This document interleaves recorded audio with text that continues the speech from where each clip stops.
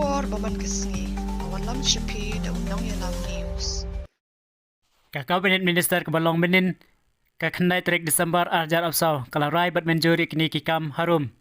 Wei kala pliang yak operations and maintenance policy and manuals for rural water supply system. Kabahapo jong kajal Jiban Mission JGM. Hapo jong kane ka JGM dagi 1,000 crore ya kabaan sa penlut habarok kawe ka state na kabenta ka jingdon kam jong upai ba. Kabar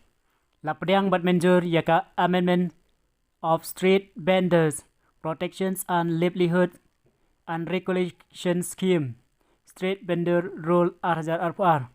kapo jong katau bending committee katkum karul jong ka urban development skalakut na kamentacis nam bala ban extend katkum kaan ka amendment kala terua ya ka permit committee bakandang yepteng hadu banda penthamai pat kabalai kala Mynjur ban penjalan ya ka port rekam jong ka smiti bi giri kum ka judicial members jong ka Meghalaya Human Rights Commission kabasa kala Mynjur ya ka amendment jong ka Meghalaya State Investment Promotions Facilitation Act Wei ka Invest Meghalaya Agency balakli do Chief Minister kala Mynjur ya ki project bat ka jingharap ka bakarpang kabahadu shi spaklur ban penlut na kabenta ka CM scheme kabala pediang bat Mynjur da kabinet lengba kene ka amendment rule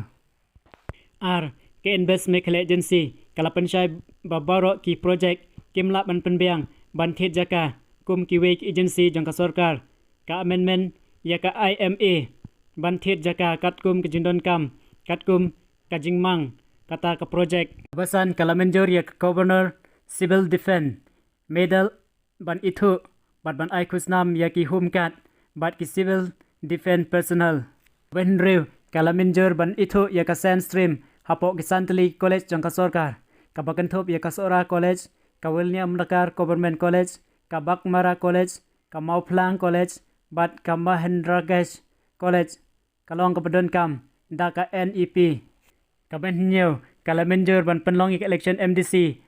hapo ka KHADC ba JHDC hakaba en sapenna hadin bala Mynjur do ulat kabapra kala Mynjur yak an nakabenta bandon ka Meghalaya drug control wing kani ka wing ka balakhang sanpos nam klem an ka kabinet kala penmi yak an menen kasngi kabakhandai kala Mynjur yak ka Meghalaya Commissioners of Food and Safety Officer Enforcement and Technical Subordinate Staff Service Rule Arjat Absa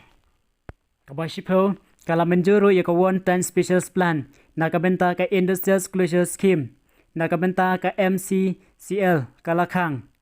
namar kata de bandon ka scheme kabakarpang balapenmi nakabenta kinong tre jong ka MCCL kani ka scheme kan sa pentrikam hadin balayo banyakren bat kinong tre jong ka MCCL